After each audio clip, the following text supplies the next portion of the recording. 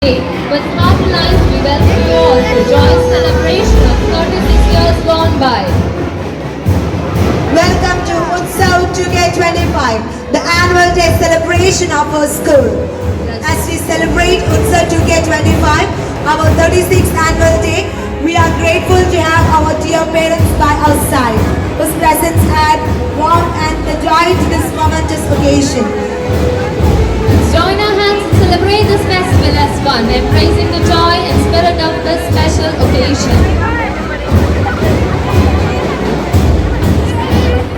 Our school council, radiating the warmly welcome our esteemed chief guests and school authorities, accompanied by the school band presenting their salutations. Adding to this grandeur, we have our enchanting cheer girls and graceful flower girls, followed by our spirited Kalapani team, symbolizing prosperity and tradition.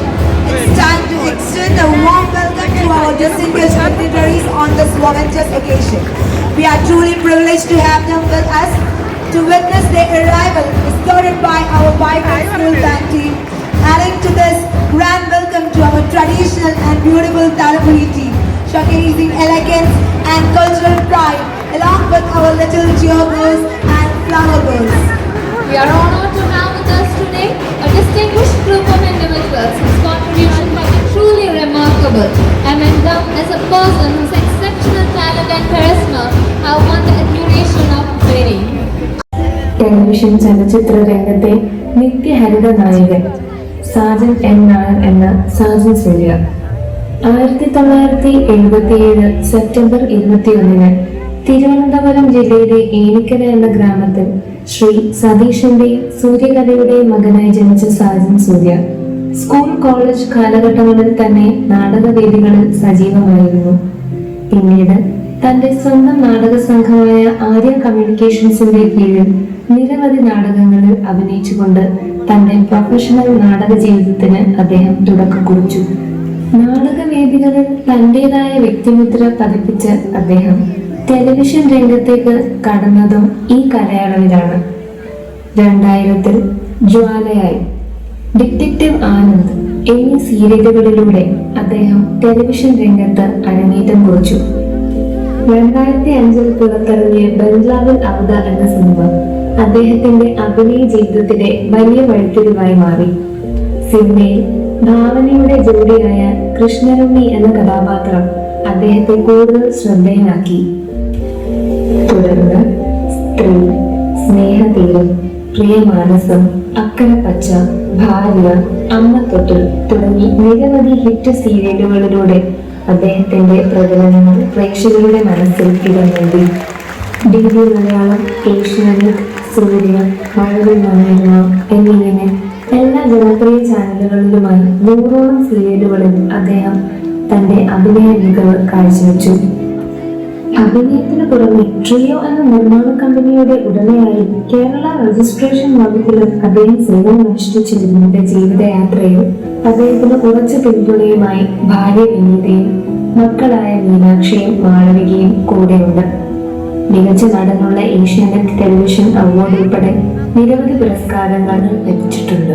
അദ്ദേഹത്തിന്റെ മഹനീയ സാന്നിധ്യം നമുക്ക് അനുഭവേദ്യമാക്കാൻ കഴിയുന്നതും അദ്ദേഹത്തിന്റെ വാക്കുകൾക്ക് വേണ്ടി കാതോർക്കാൻ കഴിയുന്നതും നമ്മുടെ കുട്ടികൾക്ക് കിട്ടിയ ഒരു സുവർണ അവസരമാണ്.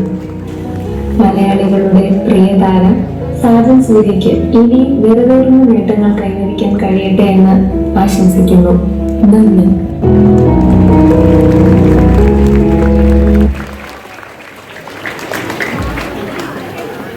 We have witnessed the challenges that shaped his strength, the victories that chartered his course, and the moments that highlighted his remarkable spirit. We now stand at the threshold of a vibrant celebration, woven from the threads of student achievement, dedication.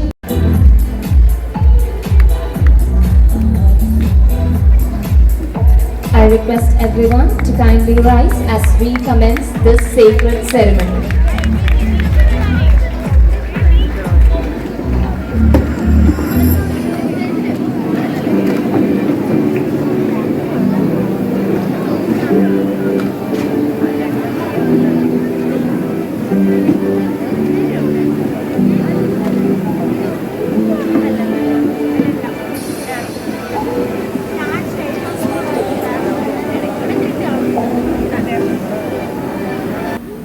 ഇല്ലാത്തതെന്ന് തോന്നുന്ന കാര്യങ്ങൾ ഇല്ലാത്തതായി, അല്ലാത്തത് നന്നായി അതിൽ നിന്ന് എടുത്താൽ മതി എന്ന് ഞാൻ പറഞ്ഞു. പക്ഷെ മനസ്സ് നിറഞ്ഞു തന്നെ പറയട്ടെ, അതിൽ ആവശ്യമുള്ളത് മാത്രമേ എടുത്തിട്ടുള്ളൂ. അത് ഗംഭീരമായി എന്നെക്കുറിച്ചുള്ള ഒരു ഏകദേശമുള്ള പൂർണ്ണമായ വിവരം ആ വീഡിയോയിലുണ്ടായിരുന്നു. സാധാരണ ചില ഫങ്ഷൻസിന് പോകുമ്പോൾ ഞാൻ രാഹുലിൻ്റെ അടുത്ത് പറഞ്ഞിരുന്നു, കാരണം നമ്മളെ ഇരുത്തി പുകഴ്ത്തി നമ്മളെ കൊല്ലുന്നൊരു പരിപാടിയുണ്ട്. ഇപ്പോൾ പല സ്ഥലങ്ങളിലും നമ്മൾ ചമ്മലോടെ കുനിഞ്ഞിരിക്കുന്ന, നമ്മളെ കുറിച്ച് പറയുമ്പോൾ ചമ്മലോടെ കുനിഞ്ഞിരിക്കുന്ന ഒരുപാട് അവസരങ്ങൾ ഉണ്ടായിട്ടുണ്ട്. ചമ്മലോടെയാണ്, വേറൊന്നുമല്ല, ഇല്ലാത്ത കാര്യങ്ങൾ കൂടുതൽ പറയുമ്പോൾ. പക്ഷെ ഇത് കറക്റ്റായിട്ട് അളവിനും തൂക്കത്തിനും കൃത്യമായി അത് ചെയ്തതിൽ എനിക്ക് ഒരുപാട് നന്ദി ഉണ്ട്. പറഞ്ഞു അവിടെയാണ് ചികിത്സ എന്തായാലും അതുകൊണ്ട് തന്നെ അല്ലെങ്കിലും ഒത്തിരി സന്തോഷം. ഞാൻ ഈ സ്കൂളിൽ, ഏഞ്ചൽസ് ആർക്ക് എന്ന് പറയുന്ന സ്കൂളിൽ ഞാൻ കായംകുളത്ത് വരുന്നു എന്ന് ശരിക്കും ഞാൻ ആരോടും പറഞ്ഞിരുന്നില്ല. പക്ഷെ ഇവിടെ വരുന്നതിന് തൊട്ടു മുമ്പ് എനിക്ക് കായംകുളത്ത് ആരെയൊക്കെ അറിയാം അവരെല്ലാവരും എന്നെ വിളിച്ച് പറഞ്ഞിട്ട് സ്കൂളിൽ വരുന്നുണ്ടല്ലേ എന്ന് എല്ലാവരും എന്നോട് ചോദിച്ചു. അപ്പോൾ തന്നെ ഈ സ്കൂളിൻ്റെ ഒരു ഡിഗ്നിറ്റി എന്താണെന്ന് എനിക്ക് കൃത്യമായി മനസ്സിലായി. കായംകുളത്തിനെ സംബന്ധിച്ച് എനിക്ക് ഒരുപാട് ഓർമ്മകളുണ്ട്. അതിൽ കുറച്ചു മാത്രം ഓർമ്മയുള്ള കാര്യം, ഞാനും എന്തൊക്കെയോ കാരണങ്ങൾ കൊണ്ട് മറന്നുപോയ എൻ്റെ കൂടെ നാടാണ് കായംകുളം. എൻ്റെ അച്ഛൻ്റെ ജന്മനാട്, അച്ഛൻ്റെ ജന്മനാട് കായംകുളത്താണ്. അത് എവിടെയാണെന്ന് ചോദിച്ചാൽ എനിക്ക് കൃത്യമായി പറഞ്ഞുതരാൻ എനിക്കറിയില്ല. കാരണം ഞാൻ വളരെ ചെറുതായിരിക്കുന്ന സമയത്ത് ഞാൻ ഇവിടെ വന്നിട്ടുണ്ട്. ഒരുപാട് ചെറിയ കാലങ്ങളിൽ കുറേ ദിവസങ്ങൾ ആ വീട്ടിൽ കുടുംബത്തിൽ നിന്നിട്ടുണ്ട്. പക്ഷെ അത് കഴിഞ്ഞൊക്കെ ആ ബന്ധങ്ങൾ എങ്ങനെയെങ്ങനെയോ ഇപ്പം അങ്ങനെയാണല്ലോ, നമ്മളെ ഏറ്റവും അടുത്ത് താമസിക്കുന്നവരെ മാത്രം അറിയാം, അടുത്ത ബന്ധുക്കളെ മാത്രം അറിയാം എന്നൊരു കാലഘട്ടത്തിലായതുകൊണ്ട് ആ ഓർമ്മകൾ, ഇവിടുത്തെ വെളുത്ത മണ്ണിൽ കുളങ്ങളും പാടങ്ങളും ഒക്കെ ഉള്ള മീനൊക്കെ പിടിച്ച് നടന്ന ഒരു ചെറിയൊരു ഓർമ്മ മാത്രമേ എൻ്റെ അച്ഛൻ്റെ നാടിനെ കുറിച്ചുള്ളൂ. എന്നാലും KPSCയുടെ നാടിലാണ് എൻ്റെ ഒരു വേര് ഉണ്ട് എന്ന് പറയുന്നതിൽ എനിക്ക് അഭിമാനമുണ്ട്. പിന്നെ ഞാൻ രജിസ്ട്രേഷൻ ഡിപ്പാർട്ട്മെൻറ്റിലാണ് വർക്ക് ചെയ്യുന്നതെന്ന് വീഡിയോയിൽ കണ്ടവർക്ക് മനസ്സിലായി കാണും. ഞാൻ ആദ്യം ജോയിൻ ചെയ്യുന്നത് ആലപ്പുഴ ഡിസ്ട്രിക്ട് ഓഫീസിലാണ്. അപ്പോൾ ആലപ്പുഴ ഡിസ്ട്രിക്ട് ഓഫീസിൽ ഞാൻ എല്ലാ ദിവസവും തിരുവനന്തപുരത്ത് നിന്ന് വന്നു പോകുകയായിരുന്നു ചെയ്തിട്ടുണ്ട്. തിരുവനന്തപുരത്ത് നിന്ന് കായംകുളത്ത് ഇറങ്ങും, കായംകുളത്ത് നിന്ന് അടുത്ത ട്രെയിനിൽ പോകും. അങ്ങനെയായിരുന്നു എൻ്റെ ഒരു ഡെയിലി ജേണി. എല്ലാ തിങ്കൾ മുതൽ ശനി വരെ മിക്കവാറും ദിവസങ്ങളിൽ ഞാൻ എൻ്റെ ഓഫീസിൽ വന്നു പോകുമായിരുന്നു. അപ്പോൾ ഇവിടെ നിന്ന് കിട്ടിയ ഒരുപാട് സൗഹൃദങ്ങളുണ്ട്, ഒരുപാട് ഓർമ്മകളുണ്ട്. നല്ല സൗഹൃദങ്ങളിലൂടെ എനിക്ക് സുൽഫി, ഹരി, ഇങ്ങനെയുള്ള കുറേ നല്ല സൗഹൃദങ്ങൾ എനിക്ക് ആ യാത്രകളിൽ കിട്ടിയിട്ടുണ്ട്. അങ്ങോട്ടും ഇങ്ങോട്ടും തുറന്നു പറയാത്ത ഒരു പ്രണയവും ഉണ്ടായിട്ടുണ്ട്. അപ്പോൾ ആ യാത്രകളും കാര്യങ്ങളും ഒക്കെ മധുരമുള്ള നല്ല ഓർമ്മകളാണ്. ഈ സ്കൂളിനെ കുറിച്ച് അഡ്വക്കേറ്റ് KK തോമസ് സാറ് ഒരുപാട് കാര്യങ്ങൾ പറഞ്ഞു. അതിൽ നിന്ന് തന്നെ തുടങ്ങാൻ ഞാനും ആഗ്രഹിക്കുന്നു. കാരണം അദ്ദേഹം റെക്കമെൻഡേഷനായിട്ട് 2-3 കുട്ടികളുടെ കാര്യം പറഞ്ഞു. ഞാൻ എൻ്റെ ജീവിതത്തിൽ കടന്നു പോയിട്ടുള്ള ഒരാളാണ്. എൻ്റെ മൂത്തയാളുടെ അഡ്മിഷന് വേണ്ടിയിട്ട് 10th തീരെ മോശമല്ല പഠിക്കാൻ, എന്നാലും കുറച്ച് വിഷയങ്ങൾക്ക് A+, കുറച്ച് Aയും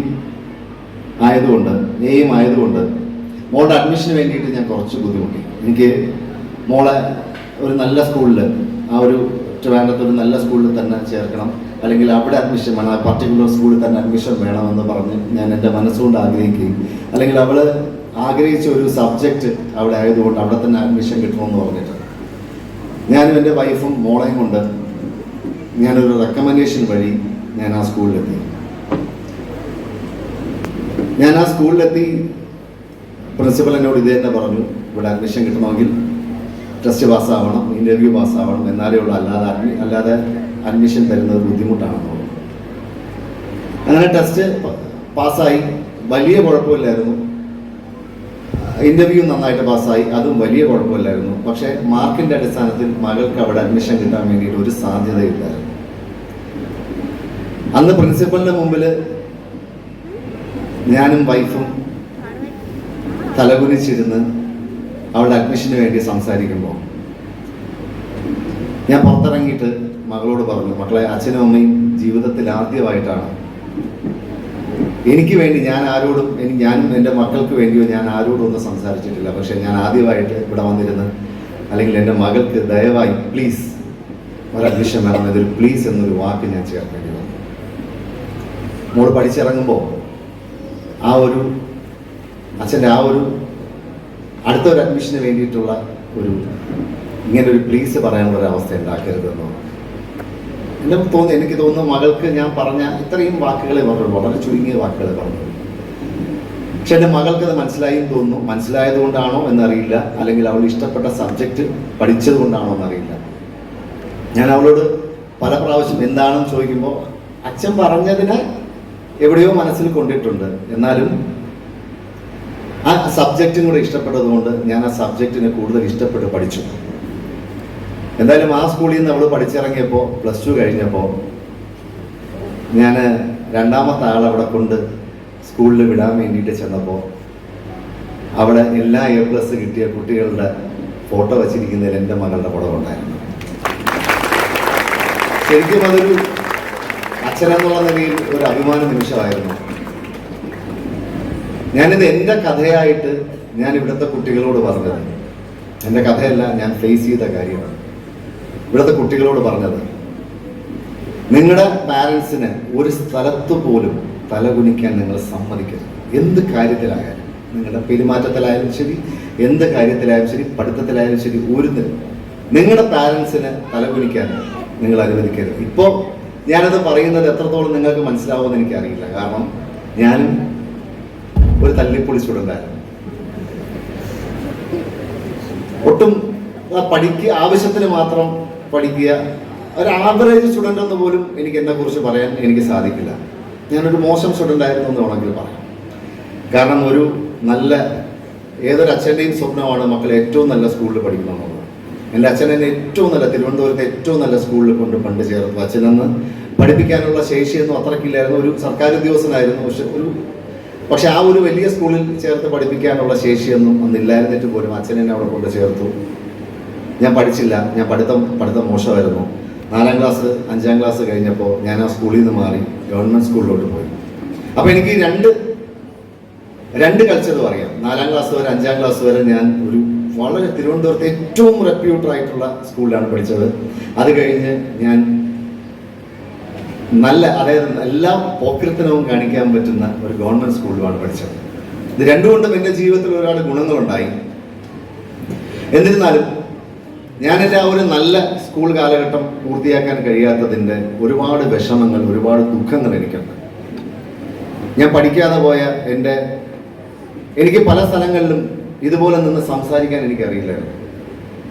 ഞാനിങ്ങനെ നിന്ന് സംസാരിക്കാൻ എന്നെ പ്രാപ്തനാക്കിയത് ഞാൻ ഈ അടുത്ത കാലം ഒരു 10 വർഷം, ഒരു 15 വർഷം മുമ്പ് എന്തൊക്കെയോ കൈ കിട്ടുന്നതൊക്കെ എടുത്ത് വായിച്ചാണ് എനിക്ക് എന്തെങ്കിലുമൊക്കെ നിങ്ങളോട് സംസാരിക്കാനുള്ള ഒരു കോൺഫിഡൻസ് പോലും വന്നത്.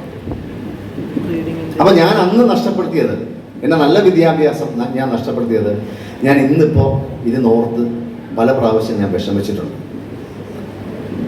അതുപോലെ ഞാൻ അന്ന് പഠിച്ചതൊന്നും അല്ല എൻ്റെ ജീവിതത്തിൽ ഇന്ന് ഞാൻ പ്രാവർത്തികമാക്കിയത്. അപ്പോൾ ഞാൻ ഇപ്പം നിങ്ങളെല്ലാവരും വിചാരിക്കും, പിന്നെ എന്തിനാണ് അന്ന് പഠിക്കാത്തതിൽ എന്തിനാണ് വിഷമം ഉണ്ടായത്? അവിടെയും എനിക്ക് ദുഃഖമുണ്ടായത്, ഞാൻ നേരത്തെ പറഞ്ഞ 2005 ബംഗ്ലാവു ലൗദ എന്ന് പറയുന്ന ഒരു സിനിമ ചെയ്തു. ആ ഒറ്റ സിനിമയെ നായകനായിട്ട് ഞാൻ ചെയ്തിട്ടുള്ളൂ. കാരണം എനിക്ക് ഹോംവർക്കുകളില്ലായിരുന്നു. എന്നെ പ്രൊമോട്ട് ചെയ്യാൻ ആരുമില്ലായിരുന്നു. എനിക്ക് പ്രൊമോട്ട് ചെയ്യാൻ ആളില്ലാത്തത് ഒരു വലിയ കാര്യമൊന്നുമല്ല. എനിക്ക് ഹോംവർക്കുകളില്ലായിരുന്നു. ഒരു സിനിമ വന്നു, ഞാൻ ചെയ്തു.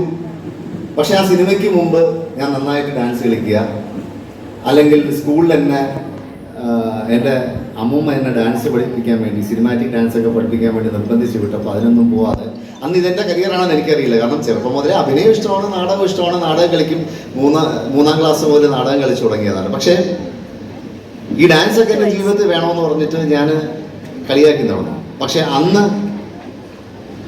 എന്നെ ആ പഠിക്കാൻ വിട്ട സമയത്തും ഡാൻസ് പഠിക്കാൻ വിട്ട സമയത്തുമൊക്കെ ഞാൻ പഠിച്ചിരുന്നെങ്കിൽ എൻ്റെ കരിയർ ഇതാവില്ലായിരുന്നു എന്നെനിക്ക് നല്ല ഉറപ്പുണ്ട്. അപ്പം എൻ്റെ ശ്രമങ്ങൾ എനിക്ക് തീരെ മോശമായിരുന്നു. ഇപ്പോൾ ഒരു 10-15 വർഷമായിട്ടാണ് ഞാൻ എൻ്റെ കരിയറിനെ സ്നേഹിക്കുകയും ഞാൻ അതിൽ കൂടുതൽ പഠിക്കുകയും ചെയ്തിട്ടുള്ളത്. ആ പഠിച്ചതിൽ എനിക്ക് ഒരുപാട് വ്യത്യാസം എൻ്റെ ജീവിതത്തിൽ എനിക്ക് കാണാൻ കഴിയും. പക്ഷേ ഞാൻ മിസ്സാക്കിയ കാര്യങ്ങളെക്കുറിച്ച് ഞാൻ ഇന്ന് ഒരുപാട് വിഷമിക്കുന്നുണ്ട്. അപ്പം എൻ്റെ ജീവിതത്തിൽ നിന്ന് എനിക്ക് നിങ്ങളോട് പറഞ്ഞു തരാൻ ഒറ്റ കാര്യമാണ്. നാളത്തേക്ക് വേണ്ടി മാറ്റിവെക്കുന്നത്, അല്ലെങ്കിൽ പിന്നെ ചെയ്യാം എന്ന് പറഞ്ഞ് മാറ്റിവെക്കുന്ന കാര്യങ്ങളായിരിക്കും നിങ്ങളെ ജീവിതത്തിൽ ഏറ്റവും കൂടുതൽ വിഷമിപ്പിക്കുന്നത്. അതുകൊണ്ട് ഇന്ന് ചെയ്യേണ്ട കാര്യങ്ങൾ ഇന്ന് ചെയ്യുക, ഇന്ന് ചെയ്ത് തീർക്കേണ്ട കാര്യങ്ങൾ ചെയ്ത് തീർക്കുക. അങ്ങനെ നിങ്ങൾ പഠിച്ചു നോക്ക്, നിങ്ങളുടെ ജീവിതത്തിൽ മാറ്റങ്ങൾ ഉണ്ടാവുന്നത് നിങ്ങൾക്ക് കാണാൻ കഴിയും. എല്ലാവരും നിങ്ങളുടെ ജീവിതത്തിന് ഒരു ലക്ഷ്യമുണ്ടാവണം. നിങ്ങളൊരു 10th ഒക്കെ കഴിയുമ്പോഴായിരിക്കും ചിലപ്പോൾ നിങ്ങൾക്കൊരു ഒരു എന്തായിരിക്കും നമ്മുടെ ജീവിതത്തിൻ്റെ ലക്ഷ്യം എന്നൊക്കെ നമുക്ക് മനസ്സിലാവുന്നത്. പക്ഷെ ആ മനസ്സിലാവുന്ന കാലഘട്ടം തൊട്ട് നിങ്ങൾ അതിനു വേണ്ടി പൂർണ്ണമായി പരിശ്രമിക്കുക. എൻ്റെ കുട്ടികളോട് ഞാൻ എപ്പോഴും പറയും, മക്കളെ, നിങ്ങൾ സീരിയസ് ആയിട്ട് പഠിക്കേണ്ട എത്ര സമയമുള്ളത്? നിങ്ങളൊരു 8th വരെ 9th വരെയൊക്കെ വളരെ സീരിയസ് ആയിട്ടൊന്നും പഠിക്കില്ല. പക്ഷെ അത് കഴിഞ്ഞ് പഠിക്കുന്ന ഒരു 5-6 വർഷം, നിങ്ങളുടെ ജീവിതത്തിലുള്ള വെറും 5-6 വർഷം നിങ്ങൾ സീരിയസ് ആയിട്ട് പഠിച്ചു കഴിഞ്ഞാൽ നിങ്ങളുടെ ജീവിതം രക്ഷപ്പെടും. നിങ്ങൾ എന്താവാനാണോ നിങ്ങൾ ആഗ്രഹിച്ചത്, നിങ്ങളുടെ മാതാപിതാക്കൾ ആഗ്രഹിക്കുന്ന കാര്യമല്ല, നിങ്ങൾ എന്താവാനാണോ നിങ്ങൾ ആഗ്രഹിക്കുന്നത് അതാവുക. ആ നേട്ടത്തിൽ നിങ്ങൾ എത്തുമ്പോൾ അവിടെ നമ്പർ 1 ആവുക. ഈ നമ്പർ 1 എന്ന് പറയുന്ന കാര്യത്തിന് ഇന്ന് പ്രസക്തിയില്ല. കാരണം എല്ലാ കുട്ടികളും ഇപ്പൊ നമ്പർ 1 ആണ്, എല്ലാ കുട്ടികളും. അപ്പൊ അതുകൊണ്ട് എല്ലാവരും നമ്പർ 1 എന്നുള്ള സ്ഥാനത്തേക്ക് നിങ്ങൾ പോവുക. നിങ്ങളുടെ കരിയറിൽ നിങ്ങൾ എന്താവാനാണോ ആഗ്രഹിക്കുന്നത് അതാവുക. അങ്ങനെ ആഗ്രഹിക്കുമ്പോൾ ഉണ്ടാവുന്ന ഒരു ഗുണം എന്താണെന്ന് അറിയണം. ഞാനിപ്പോൾ എൻ്റെ എല്ലാ ഇൻ്റർവ്യൂസിലും അല്ലെങ്കിൽ പല സ്ഥലങ്ങളിലും ഞാൻ പറയുന്നത്, ഞാൻ എൻ്റെ ജീവിതം ഞാൻ ആസ്വദിച്ച് ജീവിക്കുകയാണ്. അതിൻ്റെ കാരണം എനിക്കിഷ്ടപ്പെട്ട ജോലി ചെയ്താണ് ഞാൻ ജീവിക്കുന്നത്. ഞാൻ ഏറ്റവും കൂടുതൽ സ്നേഹിക്കുന്ന ജോലി അഭിനയം, ഞാൻ ഏറ്റവും കൂടുതൽ ആസ്വദിക്കുന്ന ജോലി. അത് ഞാൻ രാവിലെ 7 മണി തൊട്ട്, ചില ദിവസങ്ങളിൽ എല്ലാ ദിവസവും ഷൂട്ടിങ് രാവിലെ 7 മണി മുതൽ 9:30 വരെയാണ് മിക്കവാറും എൻ്റെ ഷൂട്ടിംഗ് പോകുന്നത്. എത്ര മണിക്കൂറുകളാണ് വർക്ക് ചെയ്യുന്നത് അറിയാം. അതിൽ മിക്കവാറും ദിവസങ്ങൾ 12 മണി പോകും. ചിലപ്പോൾ രാവിലെ 7 മണിക്ക് തുടങ്ങിയിട്ട് പിറ്റേ ദിവസം രാവിലെ 8 മണി 7 മണി വരെ വർക്ക് ചെയ്യാറുണ്ട്. എന്നിട്ട് പിന്നെ പോയി കിടന്നൊരു 4 മണിക്കൂർ ഉറങ്ങിയിട്ട് പിന്നെയും വന്ന് വർക്ക് ചെയ്യാറുണ്ട്. അപ്പം അങ്ങനെ വർക്ക് ചെയ്യാൻ എന്നെ പ്രേരിപ്പിക്കുന്നത് എന്താണ്? ഞാൻ ഇഷ്ടപ്പെട്ട ജോലി ആയതുകൊണ്ടാണ്. ഞാൻ കഷ്ടപ്പെട്ടാണ് എൻ്റെ ജോലി ചെയ്യുന്നതെങ്കിൽ ഒരിക്കലും എനിക്ക് ഈ രീതിയിൽ വർക്ക് ചെയ്യാൻ പറ്റില്ല. അതുകൊണ്ട് നിങ്ങൾക്ക് ഇഷ്ടപ്പെടുന്ന ജോലി ചെയ്യാൻ നിങ്ങളെ പ്രാപ്തരാക്കുക. അങ്ങനെയാണെങ്കിൽ നിങ്ങൾക്ക് കഷ്ടപ്പെട്ട് ജീവിക്കേണ്ടി വരില്ല. എന്തായാലും ഒത്തിരി സന്തോഷം. ഞാൻ ഒരു കാര്യങ്ങൾ, ഞാനിന്ന് രാവിലെ വീട്ടിൽ നിന്ന് ഇറങ്ങിയപ്പോൾ എൻ്റെ ഇളയ ആളുടെ റൂമിൽ നിന്ന് ഞാൻ ഡ്രസ്സ് ചെയ്യുന്നുണ്ടെന്നപ്പോൾ ഒരു കോട്ട് ഞാൻ വായിച്ചു. ഇപ്പോൾ എഴുതിയിരിക്കുന്ന ഒരു കോട്ട് ഞാൻ വായിച്ചിരുന്നു. എനിക്കത് ഭയങ്കരമായിട്ട് ഇഷ്ടപ്പെട്ടു. ഞാൻ നിങ്ങൾക്ക് വേണ്ടി ഇവിടെ വായിക്കാം, കുട്ടികൾക്ക് വേണ്ടി വായിക്കാം. ഇത് ഞാൻ പണ്ട് എപ്പോഴോ എൻ്റെ മകളോട് പറഞ്ഞു കൊടുത്തിരുന്നൊരു കോട്ടാണ്. അത് അവൾ അവിടെ എഴുതി വെച്ച്, അത് എത്രത്തോളം പ്രാവർത്തികമാവുമെന്ന് എനിക്കറിയില്ല. അവളെ സംബന്ധിച്ച് നന്നായിട്ട് പഠിക്കുകയൊക്കെ ചെയ്യും. എന്നാലും എനിക്കത് കണ്ടപ്പോൾ എനിക്ക് ഭയങ്കര സന്തോഷം തോന്നി. മോൾ ഇങ്ങനെ എഴുതി വെച്ചിരിക്കുന്നത്, when we are children everyone will ask us, is that your parent? But when we grown up everyone should ask our parents, is that your child? And they should be proud to say yes. അങ്ങനെ yes പറയാൻ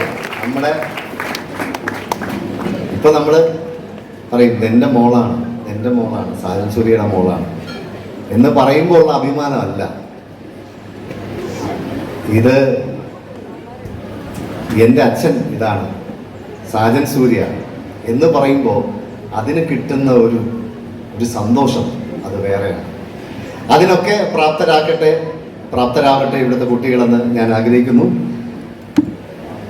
ഇങ്ങനെ സംസാരിച്ചാൽ ഒരുപാട് സംസാരിക്കാനുണ്ട്. പക്ഷേ സമയം അനുവദിക്കാത്തത് കൊണ്ടും ഒരുപാട് സമ്മാനങ്ങൾ പലർക്കും കൊടുക്കാനുള്ളത് കൊണ്ടും ഇന്ന് ഈ സ്കൂളിൽ ഒരുപാട് കലാപരിപാടികൾ അവതരിപ്പിക്കാനുണ്ട് എന്നുള്ളതിനും ഞാൻ എൻ്റെ സംസാരം ദീർഘിപ്പിക്കുന്നില്ല. ഏഞ്ചൽസ് ആർക്ക് എന്ന് പറയുന്ന ഈ സ്കൂളിൻ്റെ ഞാൻ വന്നപ്പോൾ ഏറ്റവും ശ്രദ്ധിച്ച ഒരു കാര്യം അതിൻ്റെ ലോഗോയാണ്. ഒരു ആൽമരമാണ്. എല്ലാവർക്കും തണലേകുന്ന, ഒരുപാട് തൈകളുണ്ടാവുന്ന, ഒരുപാട് പേർക്ക് ഗുണമുണ്ടാകുന്ന, പ്രകൃതിക്ക് ഒരുപാട് ഗുണങ്ങൾ കൊടുക്കുന്ന, ഉതകുന്ന ഒരു വൻ ആൽമരം.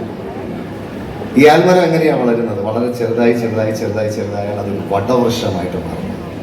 ഞാനിപ്പോൾ വന്നപ്പോഴും ഇവിടുത്തെ സ്കൂളിൻ്റെ കഥ പറഞ്ഞാൽ എങ്ങനെയാണ്? പ്ലേ സ്കൂളിൽ നിന്ന് തുടങ്ങി അത് വളർന്ന് ഇന്ന് കായംകുളത്തിൻ്റെ വിദ്യാഭ്യാസ രംഗത്തെ ഏറ്റവും നമ്പർ 1 സ്കൂളായിട്ട് അത് നിലനിൽക്കുന്നത് അതിൻ്റെ ക്വാളിറ്റി കൊണ്ട് മാത്രമാണ് എന്ന് വിശ്വസിക്കുന്നു.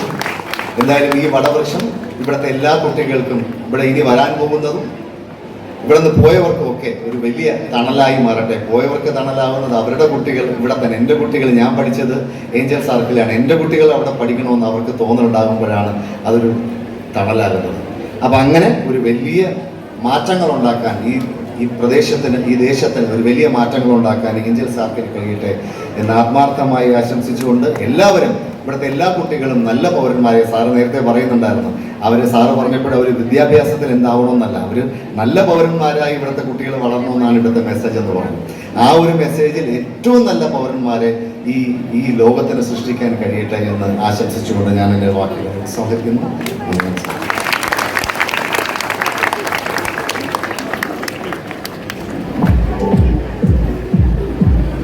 What a powerful and